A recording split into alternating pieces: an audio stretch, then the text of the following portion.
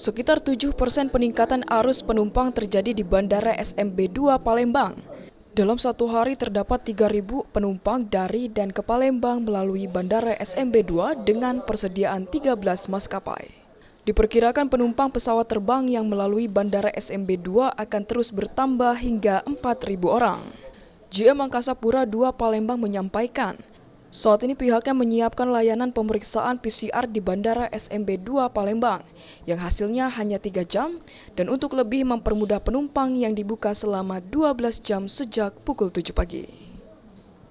Penumpang ini saat ini 1.500-an untuk berangkat dan datang pun sekitar 1.400-1.300 dan untuk sekali satu hari ini 3.000 penumpang per hari.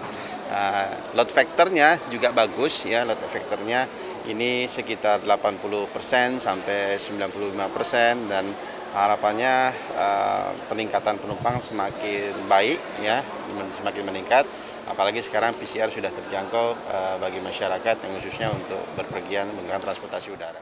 Meski tarif pemeriksaan PCR turun, namun sejumlah masyarakat masih keberatan terkait aturan itu sebagai syarat berpergian.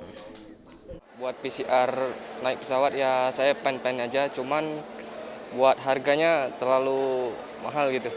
Ini tadi bayar berapa PCR? PCR-nya saya di rumah sakit bayarnya 300.